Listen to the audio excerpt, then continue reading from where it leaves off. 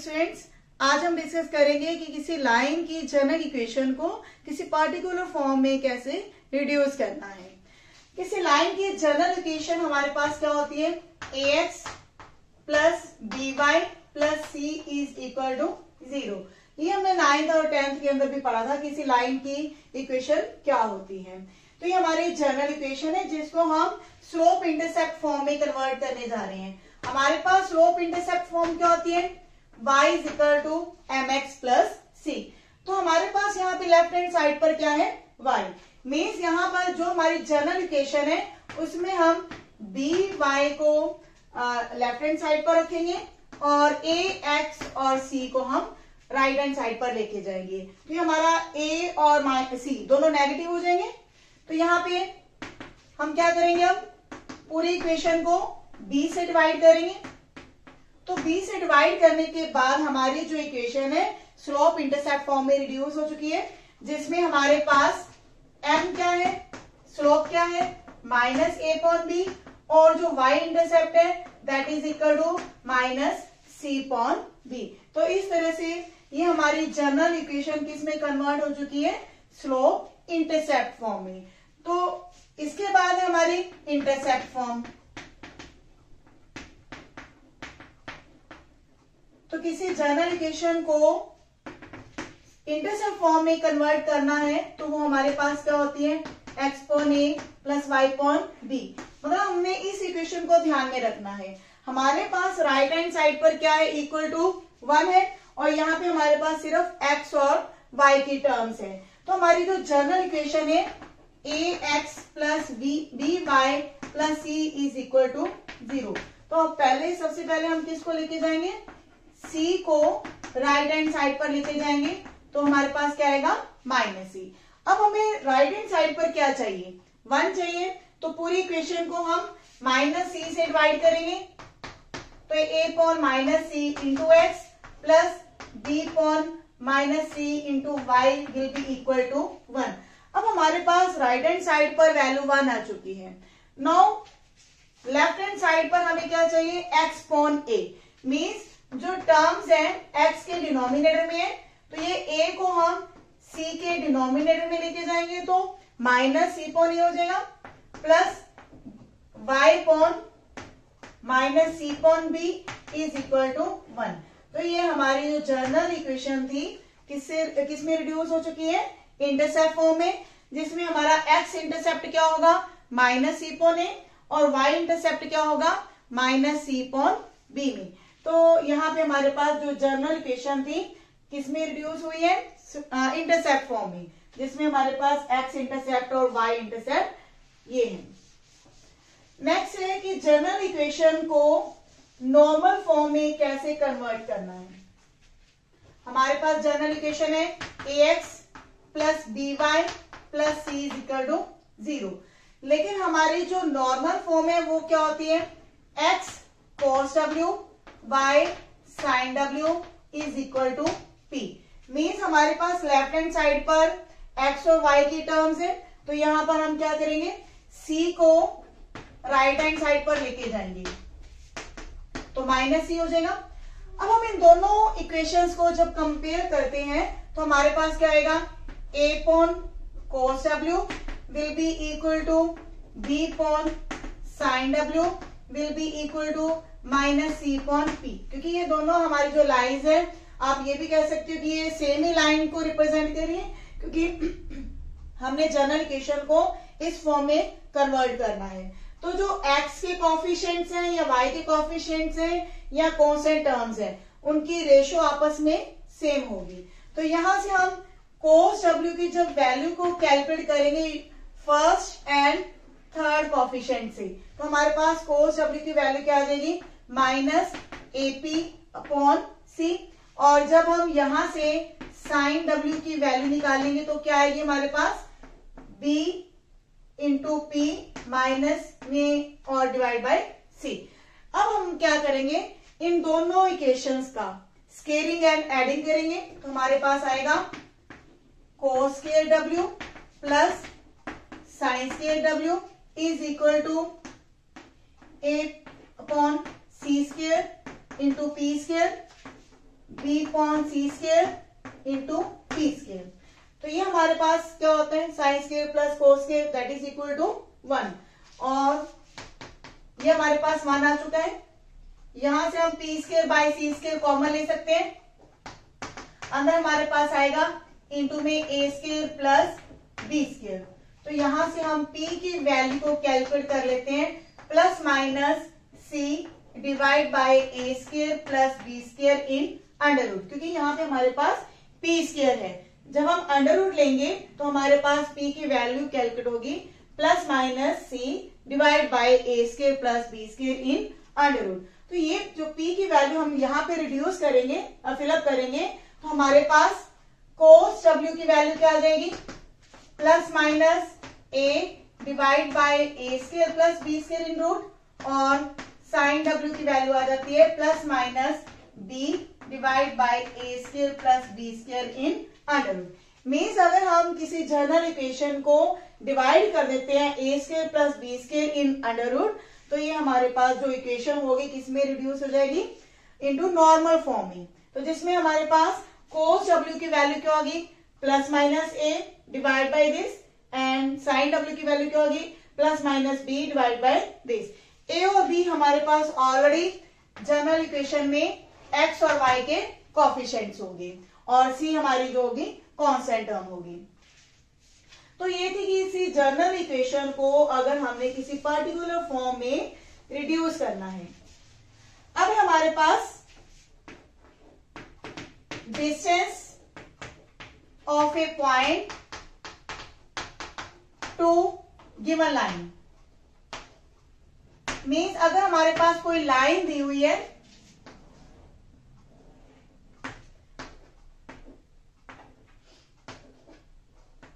मान लीजिए ये हमारे पास लाइन गिवन है, इस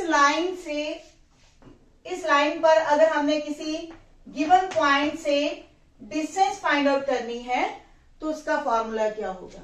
ये हमारे पास पॉइंट गिवन है और ये हमारी जनरल इक्वेशन है, ax plus by plus c is equal to 0। अगर हमारा x कोऑर्डिनेट 0 है तो y की वैल्यू हमारे पास क्या आएगी, माइनस सी अपॉन बी, और अगर y कोऑर्डिनेट 0 है तो x हमारे पास आएगा माइनस सी अपॉन ए। या फिर हम ये भी कह सकते हैं कि हमने अभी जो जनरल इक्वेशन को इंटरसेप्ट फॉर्म में रिड्यूस किया था, तो उसमें हमारे पास x इंटरसेप्ट क्या आया था, माइनस सी अपॉन ए, और y इंटरसेप्ट क्या आया था, माइनस सी अपॉन बी। तो इस तरह से इस लाइन के दो पॉइंट हमारे पास फाइंड आउट हो जाते हैं, माइनस सी अपॉन ए कॉमा 0, और b हमारा y एक्सिस के ऊपर हमारा पॉइंट होगा 0 comma minus c upon B. तो इस तरह से हमारे पास ये एक ऐसी लाइन है जिसमें हमारे पास दो इंटरसेप्ट है, x इंटरसेप्ट और y इंटरसेप्ट। अब हम यूज करेंगे ये ट्रायंगल जिसमें 3 पॉइंट्स है हमारे पास। तो ये हमने डिस्टेंस फाइंड आउट करनी है AB, और ये कोऑर्डिनेट हम ले लेते हैं C and D। Now we are writing the area of triangle ACD, that is equal to half into base into altitude. Base हमारे पास क्या है, CD, और एल्टीट्यूड क्या है, AB। तो AB वो डिस्टेंस है जो हमने फाइंड आउट करनी है। तो AB फाइंड आउट करने का फॉर्मूला हमारे पास बन जाता है 2 times of area ACD divide bye CD। तो हमारा इस क्वेश्चन के अंदर फोकस होगा इस ट्रायंगल का एरिया फाइंड आउट करना और CD लेंथ फाइंड आउट करना। तो CD लेंथ हम using 2 point formula find out करेंगे, और एरिया ऑफ ट्रायंगल ACD कहां से निकालेंगे, using 3 point formula which we have discussed in the 10th class. 10th class में हमने एक ट्रायंगल का एरिया फाइंड आउट करना सीखा था, जिसमें हमारे पास किसी ट्रायंगल के 3 वर्टेक्स गिवन है। तो CD लेंथ हमारे पास क्या है, using 2 point formula, difference between x coordinate square plus difference between y coordinates square. तो हमारे पास ये पॉइंट है, तो डिफरेंस क्या आएगा, माइनस सी अपॉन ए माइनस 0, और y के कोएफिशिएंट्स के बीच में डिफरेंस क्या आएगा, माइनस 0 माइनस करेंगे तो ये साइन चेंज हो जाएगा प्लस में, तो plus C by B square. तो ये हमारे पास आएगा C square plus A square plus C square divide by B square. तो सी स्क्वायर हमारा कॉमन होगा, तो सी स्क्वायर का अंडर रूट सी, तो इन अंडर रूट एलसीएम लेंगे तो A square plus B square और डिवाइड में आएगा ए स्क्वायर बी स्क्वायर। तो इसका भी अंडर रूट जब हम सॉल्व करेंगे तो ये वैल्यू हमारी बाहर आ जाएगी सी बाय ए बी। तो ये हमारे पास सीडी का सीडी लेंथ आ चुकी है C upon A B into में हमारे पास A square plus B square in under root. तो इसके बाद क्योंकि हमने फाइंड आउट करनी है perpendicular distance of a point to the given line, तो उसके लिए हमें ये एरिया भी निकालना है, एरिया ऑफ ट्रायंगल एसीडी, और सीडी हमारी कैलकुलेट हो चुकी है। तो एरिया ऑफ एसीडी वो कैसे फाइंड आउट होगी?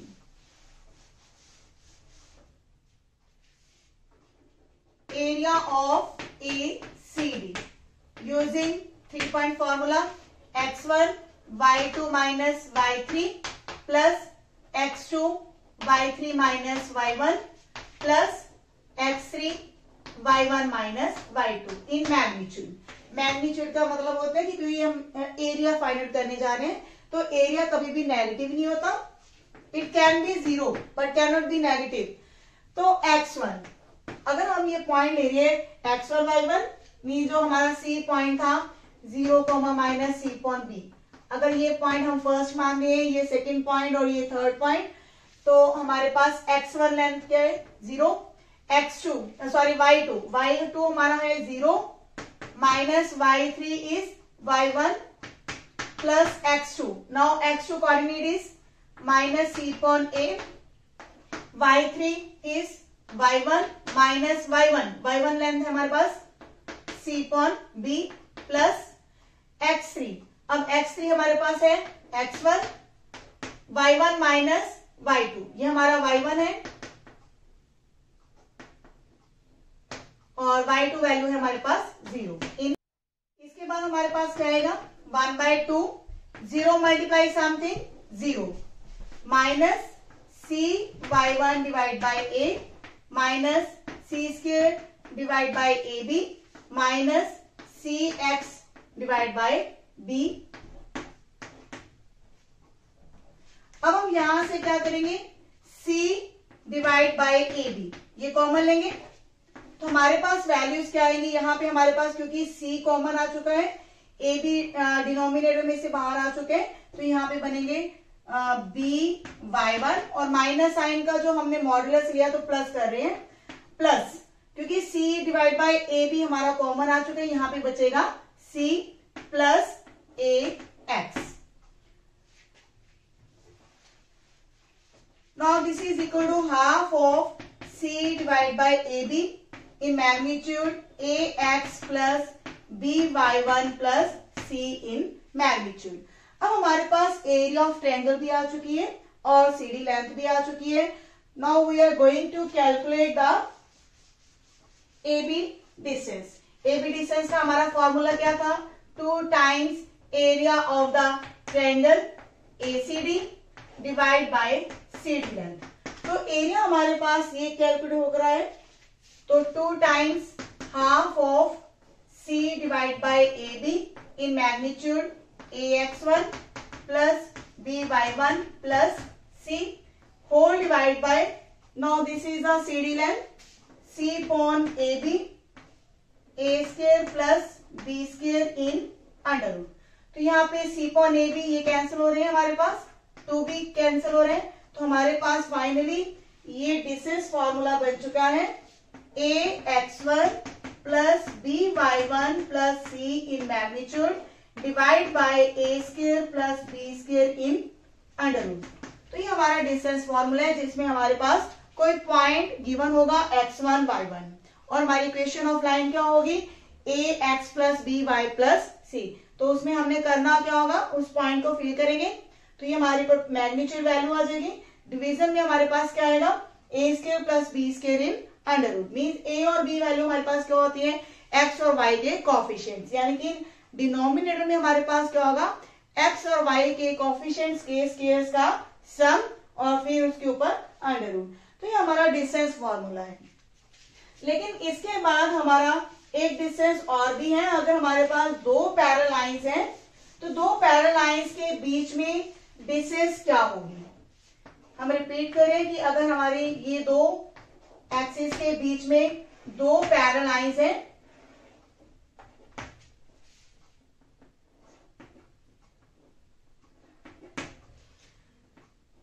ये हमारी लाइन है ए एक्स, हम स्लोप इंटरसेप्ट फॉर्म ले रहे हैं, y is equal to m x plus C1 और ये हमारी है y is equal to m x plus C2। देखिए जब दो लाइंस पैरेलल है तो उनकी स्लोप सेम होगी, लेकिन जो उनके y इंटरसेप्ट है वो डिफरेंट होंगे। तो जब स्लोप सेम है तो हमारे पास लाइंस कुछ इस तरह से होंगी स्लोप इंटरसेप्ट फॉर्म में। तो अगर ये हमारा पॉइंट कैलकुलेट करें इस लाइन के ऊपर, तो x की वैल्यू क्या होगी, जब y will be equal to 0 then x value will be equal to minus c upon m comma 0। तो इस पॉइंट से हमने इस लाइन के ऊपर डिस्टेंस फाइंड आउट करनी है। फोकस वही है कि हमने दो पैरेलल लाइंस के बीच में परपेंडिकुलर डिस्टेंस फाइंड आउट करनी है। तो हमने एक पॉइंट फर्स्ट लाइन के ऊपर लिया that is minus c upon m comma 0। तो इस पॉइंट से हमने सेकेंड लाइन के ऊपर डिस्टेंस निकालनी है। तो डिस्टेंस फॉर्मूला हमारे पास क्या था, a x1 plus b y1 plus c in magnitude divide by a square plus b square in under root. तो यहाँ पे हमारी जो फर्स्ट लाइन है अगर उसको हम सॉल्व करते हैं तो वो क्या आ जाती है, mx minus y plus c2 is equal to 0। तो इस लाइन के अंदर मीन्स m इंटू एक्स। अब x1 हमारा क्या है माइनस c अपॉन m और y1 हमारा क्या है 0। तो डिवीजन में हमारे पास क्या आता है x और y के कोफिशिएंट्स के स्क्वायर्स का सम। तो ये हमारे पास x का कोफिशिएंट है m और y का कोफिशिएंट है -1। तो ये हमारे पास आएगा, ये m और m कैंसिल हो जाएंगे तो हमारे पास आएगा यहाँ पे C1 है, C1 प्लस C2 डिवीजन में हमारे पास m square plus 1 in under root. इस तरह हमारे पास ये डिस्टेंस आ चुकी है C2 minus C1 in magnitude divide by m square plus 1 in under root.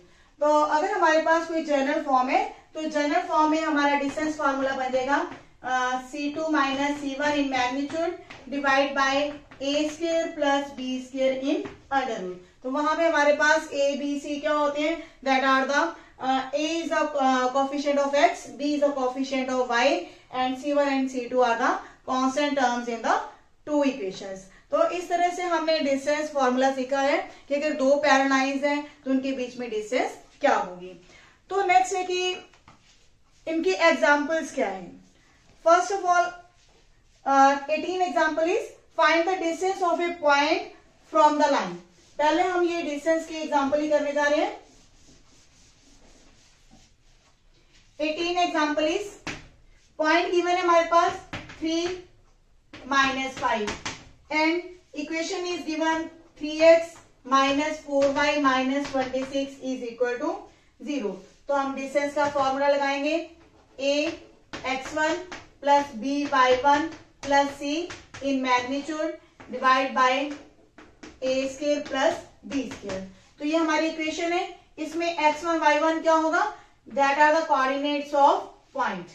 तो a इंटू x1 तो 3 इंटू 3। दूसरे वर्ड शब्दों में हम ये भी कह सकते हैं कि जो ये लाइन है उसके अंदर हमने ये पॉइंट को रिप्लेस करना है। तो 3 इंटू 3 और 4 into minus 5 minus 26 in magnitude divide by, now the coefficients of x and y are 3 and -4। तो 3 square plus minus 4 square in root 9 minus और minus that will be plus minus 26 9 plus 16 in under root. तो 29 में से जब आप 26 को minus करोगे तो हमारे पास पॉजिटिवली 3 आ जाता है। तो ये √25 को सॉल्व करेंगे तो वैल्यू इज 5। तो इस तरह से हमारी ये डिस्टेंस फाइंड आउट हो जाती है कि अगर किसी पॉइंट से लाइन के ऊपर डिस्टेंस निकालनी है तो वो क्या होगी 3.5। Now the distance between two parallel lines. अब 19 एग्जांपल में क्या है, दो पैरेलल लाइंस गिवन है, 3x minus 4y plus 7 is equal to 0 and second line is 3x minus 4y plus 5 is equal to 0। तो यहाँ पे डिस्टेंस फॉर्मूला हम कौन सा लगाएंगे, C2 minus C1 divide by a square plus b square. तो C2 minus C1 कोई भी आप C2 ले सकते हैं, दूसरा C1 हो जाएगा। तो यहाँ पे हमारे पास आएगा 7 माइनस 5 या 5 माइनस 7 भी लिख सकते हैं डिवाइड बाय। अब a और b की वैल्यू क्या है 3 एंड 4, तो 3 square plus 4 square in under root. तो इस तरह से ये वैल्यू हमारे पास कैलकुलेट होकर क्या आएगी 2.5। तो अगर आप यहाँ पे -2 कैलकुलेट करते हैं तो मॉड्यूलस उसको क्या कर देगा, पॉजिटिव कर देगा। अब हमारे कुछ एग्जांपल्स वो हैं जिनमें हम जनरल इक्वेशन को रिड्यूस करेंगे किसी पर्टिकुलर फॉर्म के अंदर। 13 example is equation of A line is given, find its slope x and y intercepts. तो x और y इंटरसेप्ट्स को जब हमने कैलकुलेट करना है तो इसका मतलब है कि उस लाइन को पहले हम रिड्यूस करेंगे इंटरसेप्ट फॉर्म में, और फर्स्ट पार्ट के अंदर हमने सॉल्व करना है इसकी स्लोप को। तो स्लोप फाइंड आउट करने के लिए इस लाइन की इक्वेशन को हम रिड्यूस करेंगे स्लोप इंटरसेप्ट फॉर्म में। स्लोप इंटरसेप्ट फॉर्म क्या होती है, y is equal to mx plus c। तो -4y को हम राइट हैंड साइड पर रखेंगे, लेफ्ट हैंड साइड पर रखेंगे, और बाकी टर्म्स को हम राइट हैंड साइड पर ले जाएंगे। -4 से जब हम पूरी इक्वेशन को डिवाइड करेंगे तो हमारे पास आएगा 3.4x माइनस 10 बाय -4, ये वैल्यू हमारी कैलकुलेट होकर 5.2। तो यहां से स्लोप हमारे पास क्या आ जाएगी 3.4। तो अगर हमने y इंटरसेप्ट को भी कैलकुलेट करना होता तो y intercept will be 5.2। Second part है x एंड y इंटरसेप्ट्स। तो इसमें हम पूरी इक्वेशन को रिड्यूस करेंगे इस फॉर्म में, x upon a plus y upon b is equal to 1। तो राइट हैंड साइड पर हमें 1 चाहिए, तो हम इस इक्वेशन में जो 10 है उसको हम राइट हैंड साइड पर ले जाएंगे, पूरी इक्वेशन को -10 से डिवाइड करेंगे। तो x के डिनोमिनेटर में आएगा -10/3 और y के डिनोमिनेटर में आएगा 5.2 इक्वल टू 1। तो यहां आप देखेंगे x इंटरसेप्ट की वैल्यू क्या है -10/3 और y इंटरसेप्ट की वैल्यू क्या है 5.2। वैसे हम यहाँ पे पहले ही देख चुके थे कि जो y इंटरसेप्ट है वो हमारे पास 5.2 है, तो x इंटरसेप्ट क्या होगा यहाँ पे -10.3। Now 14 example is reduce the equation into normal form, find the values of p and w। तो नॉर्मल फॉर्म के लिए हमने x और y के कोएफिशिएंट्स देखने हैं और उनके स्केयर्स के सम का अंडर रूट हम सॉल्व करेंगे। √3x plus y minus 8 is equal to 0। तो नॉर्मल फॉर्म के लिए पहले हम 8 को राइट हैंड साइड पर ले लेंगे। तो यहां पर हमारे पास x का कोएफिशिएंट और y का कोएफिशिएंट का स्केयर लिया हमने और उनका अंडर रूट। तो 3 + 1 ये हमारे पास 4 का अंडर रूट क्या आया 2। तो हमने जो ये पूरी इक्वेशन है उसको हमने 2 से डिवाइड करना है। तो यहाँ पे आप देखेंगे कि जो p है हमारे पास distance from the origin that will be equal to 4 and यहाँ पे हमारे पास जो नॉर्मल फॉर्म है वो क्या होती है x into cos w y into sine w that is equal to p।